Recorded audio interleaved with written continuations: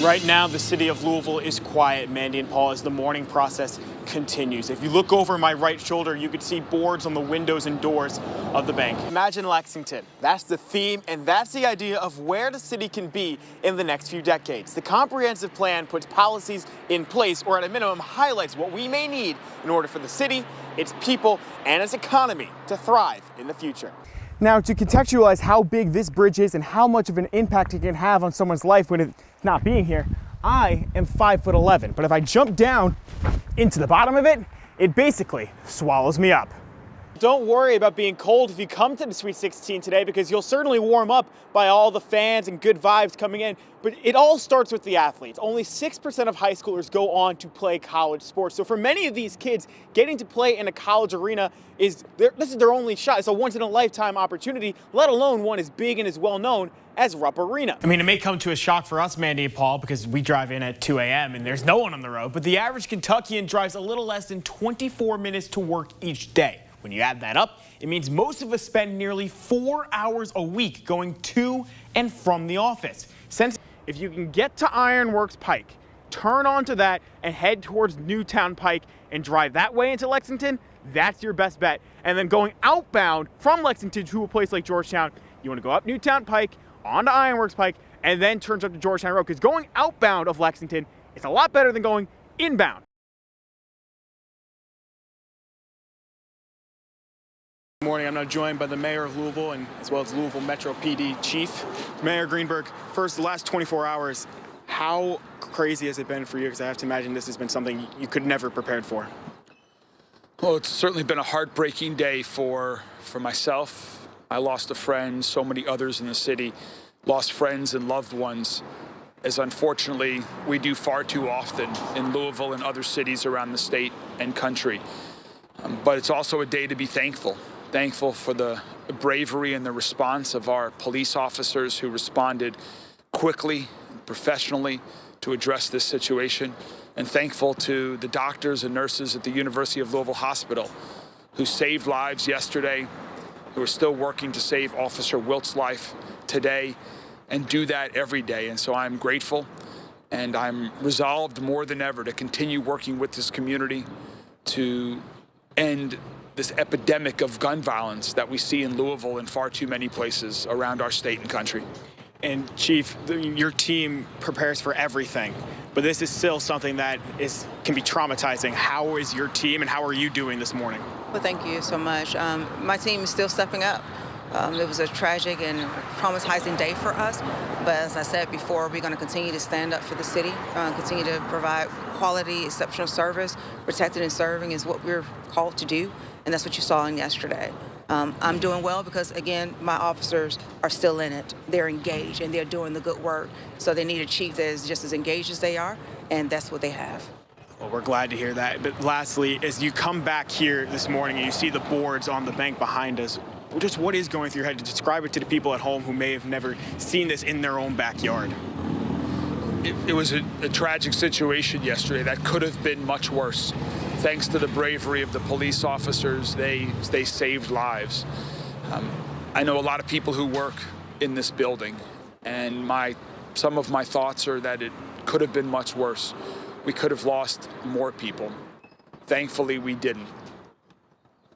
The boards on the building, it just speaks to that evil shouldn't happen, and that we should be committed for it not to prevail. And that's what you see today. That's why we're here, to let the community know that we're just resolved, we're going to be resilient, and that we're going to continue to move forward and heal and come together and united as a community, because that's what Louisville should be doing, and that's what you're going to be seeing. Mr. Mayor, Chief, appreciate you both very much. Reporting in Louisville, Tyler Melito, Fox 56 News. Just 50 miles separate Martin County High School and Pike County Central High School. We're all pretty close with each other. I mean, we have rivalries. We have, it gets heated between every school, but really we band together no matter what. So when Martin County's band couldn't make it to the school's 15th region semifinal game back in early March, an unlikely yet likely partnership was formed. And once the game went into overtime, my band was set up, and they had made relationships with the students of Martin County.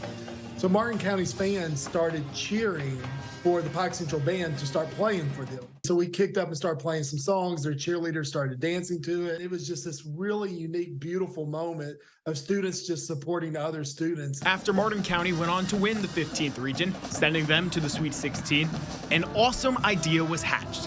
Why not send both bands to Rupp Arena? So really, it's almost like a once-in-a-lifetime opportunity. It's definitely once in a high school career opportunity for these kids. Why would we limit the experience just to our kids? The entire room was just ecstatic to be able to be with other students and to be able to, those relationships, to be able to carry those all the way to Lexington, Kentucky. Putting on full display that Appalachia always has each other's back. I think it's just kind of ingrained in our culture. It's just stayed as what it is, and we're just, real prideful in this area. The kids say this has been an awesome experience. I would say it's really nice to know that a little thing that we did for fun has made like so much happen for us and everybody involved. And if there was any doubt, Thursday was a prime example of rocking all night and partying every day. For horse racing fans, this voice is the soundtrack of May in Kentucky. The Twin Spires of Churchill Downs preside over the celebration of spring, that is, Kentucky Derby Day. Growing up in Lexington and going to the University of Kentucky, Tom Hammond has been around horse racing and horse culture since he was young. It's an experience you can't replace, you can't duplicate. Being right there next to the horses, learning the lingo, learning what to look for. Naturally, memories of his first Kentucky Derby stay with him. I saw Northern Dancer win, and that was, 1964. He just caught my imagination. He won the Preakness as well, and so I said, I've got to go see him go for the Triple Crown. So I went to New York to see him. He did not win the Triple Crown. 34 years at NBC, Hammond has seen and done it all. NFL football games, Notre Dame football games, NBA games, college basketball games, 13 Olympics. Obviously horse racing, the Triple Crown and the Breeders' Cup. But even still, most of the people he comes across, all they want to talk about is the Derby. It's a spectacle quite unlike anything else. And why is that, you think? Because it's not only a rite of spring, and it's not only a chance to see the great athletes competing for millions of dollars in purse money and millions of dollars at stud if they can succeed. So the drama and the pressure, but also the hats, and it's a party, it's a celebration. You hardly see that at any other sporting event that can take in so many aspects and make it all into one spectacular afternoon. Although he won't be at the Derby this year in person, there's still one part that he still looks forward to the most, even after all these years. I still get emotional when they play my old Kentucky home and the horses come on the track. It makes me sentimental, and it makes me remember all the great things about horse racing that I've experienced. Gary Stevens is a good friend of mine and one of the great jockeys in recent years. And he said that no matter how long you've been riding and no matter how many things you've accomplished, when you come on the track, even if you're not from Kentucky, when they play my old Kentucky home, it gets you a little bit choked up, and you have to kind of remind yourself that I've got to go to work here, I've got to ride this horse, I've got to be at the top of my game. But for a Kentuckian, and for a Kentuckian involved in lots of ways in horse racing, it's a special moment. In Lexington, Tyler Melito.